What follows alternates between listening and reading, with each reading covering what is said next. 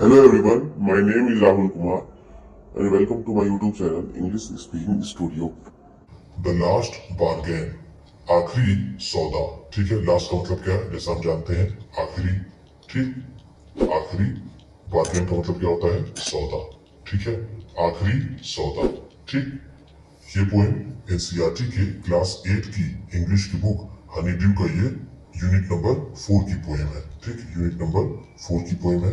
इसकी स्टोरीज और इसके पहले की पोएम्स कवर कर दी गई है, उसे आप देख सकते हैं। ठीक, चलिए आगे देखते हैं। A bargain is an agreement in which both parties promise to do something for each other. A bargain is an agreement, सौदा एक समझौता है। एग्रीमेंट का मतलब क्या है, समझौता। ठीक, समझौता। सौदा एक समझौता है in which जिसमें both parties दोनों पार्टियां, दोनों sides promise to do something कुछ करने का वादा करती हैं। प्रॉमिस का मतलब क्या है, वादा करना। फॉर ईच अदर एक दूसरे के लिए। सौदा एक समझौता है जिसमें दोनों पार्टियां एक दूसरे के लिए कुछ करने का वादा करती हैं। ठीक है। Someone is looking for work, waiting to be hired. Someone is looking for work. कोई काम तलाश रहा है। ठीक है, look for का मतलब क्या है, जैसा हम जानते हैं सर्च। ठीक, या फिर ढूंढना। तो someone is looking for work, कोई काम ढूंढ रहा है, waiting to be hired। ठीक है, और हायर हो जाने के इंतजार में है। ठीक है, कोई उसे काम दे दे, वो इसके इंतजार में है। हायर का मतलब क्या है, किसी को कुछ समय के लिए पैसे दे करके या फिर किसी दूसरी चीज से अपने काम को करने के लिए रखने को हम हायर कह सकते हैं। ठीक, वो इंतजार में है कि कोई उसे हायर कर ले, कोई उसे काम दे दे। ठीक, ही स्ट्राइक्स अ बार्गेन, वह सौदा करता है। स्ट्राइक्स का मतलब क्या है, स्ट्राइक्स अ बार्गेन का मतलब क्या है, वह सौदा करता है। बट लेकिन थिंक्स इट, लेकिन इसे सोचता है वर्थलेस, बेकार। वो इसे लेकिन बाद में बेकार समझता है। वर्थलेस का मतलब क्या है, बेकार, जिसे हम यूजलेस कह सकते हैं।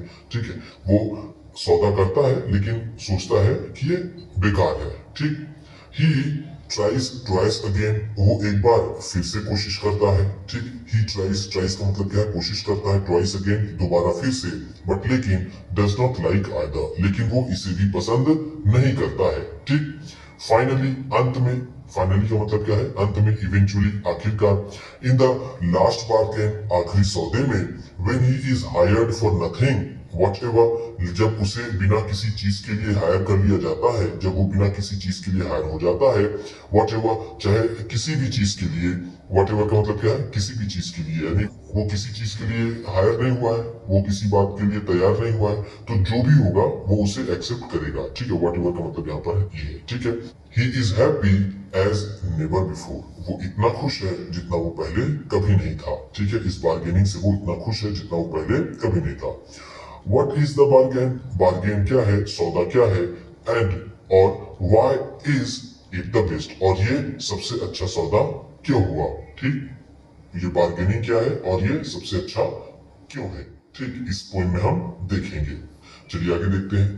Come and hire me, I cried while in the morning.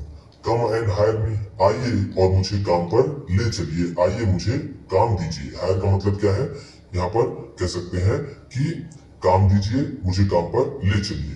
ठीक, आई क्राइड, मैं चिल्लाया, वाइल इन द मॉर्निंग, जब सुबह थी तब। ठीक है, वाइल का मतलब क्या है, उस समय, जब। ठीक, उस समय जब को हम कह सकते हैं, उस समय जब सुबह थी तो मैं चिल्लाया, आइए मुझे काम दीजिए, मुझे काम पर ले चलिए।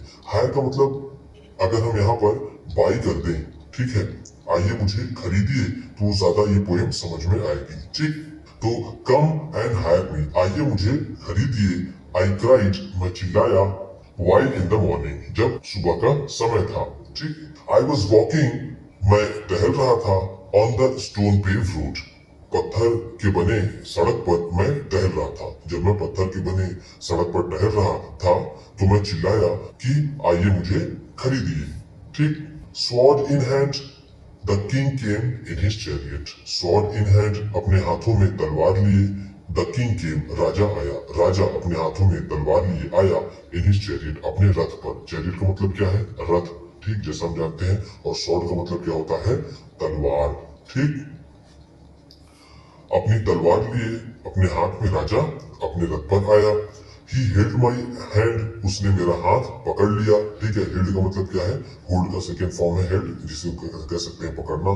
तो ही हेल्ड माई हैंड, उसने मेरा हाथ पकड़ लिया, एंड सेड, और कहा, आई हायर यू, मैं तुम्हें खरीदूंगा। ठीक, यहाँ पर उतना अप्रोप्रिएट तो नहीं है, लेकिन इस पोएम को समझने के लिए हम ऐसा कह सकते हैं, आई विल हायर यू, मैं तुम्हें काम पर ले चलूंगा, मैं तुम्हें तुमसे अपना काम लूंगा। ठीक है, विथ माई पावर, अपनी शक्ति से, मैं अपनी शक्ति से, अपनी पावर से मैं तुम्हें हायर करूंगा। ठीक, but his power counted for not, लेकिन उसकी शक्ति, बट हिज पावर, लेकिन उसकी शक्ति काउंटेड फॉर नथिंग, वो किसी काम की नहीं थी। ठीक है, नॉट का मतलब हम क्या कह सकते हैं, नथिंग। ठीक है, काउंटेड फॉर नथिंग, उसकी कोई गिनती नहीं थी। नॉट का मतलब जीरो भी होता है। ठीक, जीरो को भी नॉट कहते हैं। तो उसकी गिनती जीरो में थी, यानी वो किसी काम का नहीं था, वो बेकार थी। एंड और he went away in his chariot, और वो अपने रथ में चला गया। ठीक, चलिए आगे देखते हैं। In the heat of the mid day, दोपहर की गर्मी में, the houses stood with shut doors, घरों के दरवाजे बंद थे। ठीक है, स्टूड का मतलब यहाँ पर क्या हम कह सकते हैं, वर। ठीक है, थे, हाउसेस वर, घर थे, विथ शट डोर्स, बंद दरवाजों वाले। ठीक है, बंद दरवाजों वाले घर थे। कब, mid day in the heat, दोपहर में गर्मी के समय। ठीक है, जब बच्चा चिल्ला रहा था सुबह, तो वो सुबह का समय था। ठीक है, और अब दोपहर हो गई और जो सारे घर थे उनके दरवाजे बंद थे। आई wandered along the crude lane, I wandered, मैं घूमता रहा। वॉन्डर्ड का मतलब यहाँ पर हम क्या कह सकते हैं, वॉन्डर का मतलब होता है वॉक एमलेसली, बिना किसी उद्देश्य के साथ घूमना। तो आई वॉन्डर अलोंग, मैं घूमता रहा, अलोंग द क्रूड लेन, उन टेढ़ी मेढ़ी रास्तों पर। लेन का मतलब यहाँ पर क्या कह सकते हैं हम, रास्ता। मैं टेढ़े मेढ़े रास्ते पर मैं घूमता रहा, मैं टेढ़ी मेढ़ी गलियों में घूमता रहा। An old man came out, एक बूढ़ा आदमी आया, with his bag of gold, सोने से भरे बैग के साथ। वो अपने सोने से भरे बैग के साथ वो बूढ़ा आदमी आया। ही पॉन्डर्ड एंड सेड, उसने सोचा और कहा। पॉन्डर्ड का मतलब क्या है, सोचा। ठीक, थॉट जिसे हम कह सकते हैं, उसने सोचा, एंड सेड, और उसने कहा, आई हायर यू, मैं तुम्हें हायर करूंगा, विथ माई मनी, अपने पैसे से, मैं तुम्हें अपने पैसे से हायर करूंगा। He waited his coins one by one, उसने अपने सिक्के एक एक करके तौले। ठीक है, वेटेड का मतलब क्या है, तौलना। ठीक है, वेट का मतलब होता है तौलना, वेटेड है तो तौला। तो he waited his coins one by one, उसने एक एक करके अपने सिक्के तौले।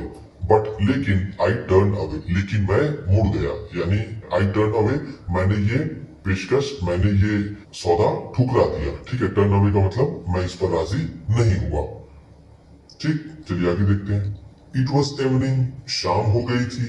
The garden hedge was all aflame, और जो गार्डन का हेज था, जो गार्डन की बागीचे की बाड़ थी, उस पर फूल खिले हुए थे। ठीक है, हेज का मतलब क्या है, बाड़, जिससे बचाया जाता है बागीचे को या फिर फार्म को, चारों तरफ से घेर करके उसे बाड़ कहते हैं।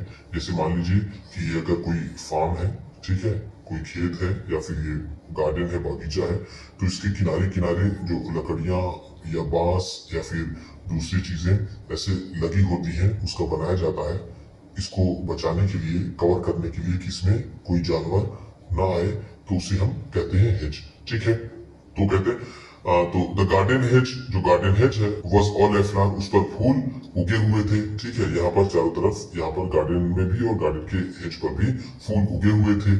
The fair made came out, सुंदर नौकरानी, मेड का मतलब क्या है यहाँ पर, नौकरानी।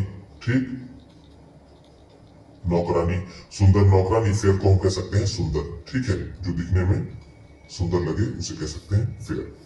तो फेयर मेड केम आउट, सुंदर नौकरानी बाहर आई, एंड सेड, और उसने कहा, आई हायर यू, मैं तुम्हें हायर करूंगी, मैं तुम्हें हायर करूंगी, विथ अ स्माइल, एक मुस्कुराहट से, मैं तुम्हें एक मुस्कुराहट से हायर करूंगी।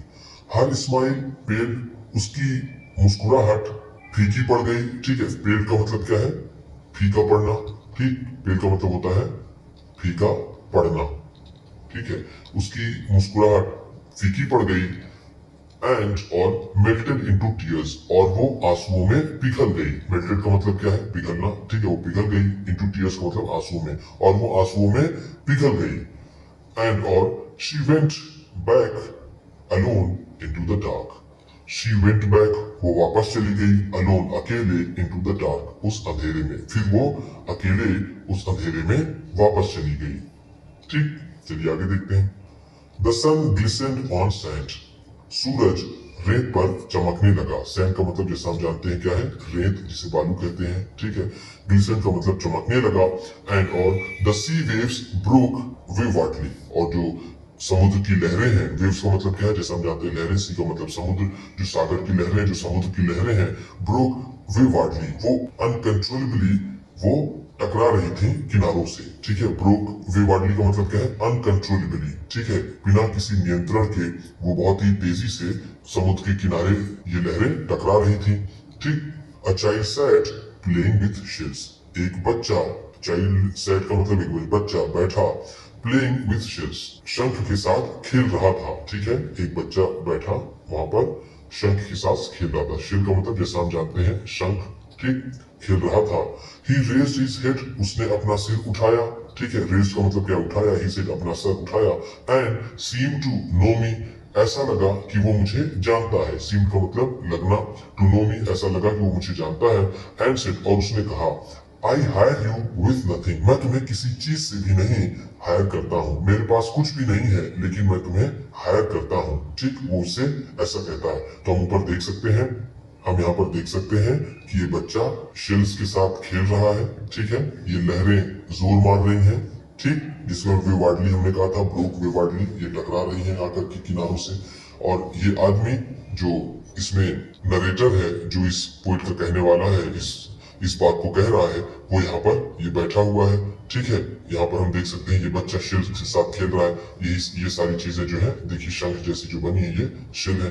ठीक, चलिए देखते हैं आगे. ठीक है, वो कहता है, I hire you with nothing, मैं तुम्हें कि बिना किसी चीज से ही मैं तुम्हें हायर करता हूँ. ठीक है, फ्रॉम हेंस फॉरवर्ड, तब से. ठीक है, हेंस फॉरवर्ड का मतलब क्या है, हम कह सकते हैं हेंस फॉरवर्ड का मतलब होता है नाउ. ठीक है, अब. तो फ्रॉम नाउ, अब से. दैट बार्गेन स्ट्रक, वो सौदा पक्का हुआ, वो सौदा मुझे जम गया, वो सौदा मुझे अच्छा लगा. इन चाइल्ड्स प्ले, बच्चे के खेल में, made me a free man, उसने मुझे एक आजाद आदमी बना दिया. ठीक, उस बच्चे के खेल में मैं एक आजाद आदमी बन गया. ठीक, अगर वो राजा की बात मान लेता, राजा से बार्गेन कर लेता, तो वो उसकी शक्तियों का गुलाम हो जाता. अगर वो उस सोने से भरे बैग वाले आदमी की बात मान लेता, तो वो उसके धन का गुलाम हो जाता. अगर वो उस औरत, उस लेडी की बात मान लेता, तब वो उस मुस्कुराहट का गुलाम हो जाता. तो इसलिए उसने इस नथिंग पर उसने अपना बार्गेन सेट किया, स्ट्रक किया, उसने अपना सौदा तय किया कि वो किसी चीज का गुलाम नहीं है. अब उस बच्चे के साथ वो बिल्कुल एकदम आजाद आदमी बन गया है. ठीक है, ये पोएम रविन्द्रनाथ टैगोर जी की थी, बहुत ही अच्छी पोएम थी. वीडियो अच्छी लगी हो तो लाइक कीजिएगा. आप भी किसी को बताना पढ़ाना चाहते हैं तो शेयर कीजिएगा. चैनल पर नए हैं तो सब्सक्राइब कीजिएगा और बेल आइकन भी जरूर दबाइए.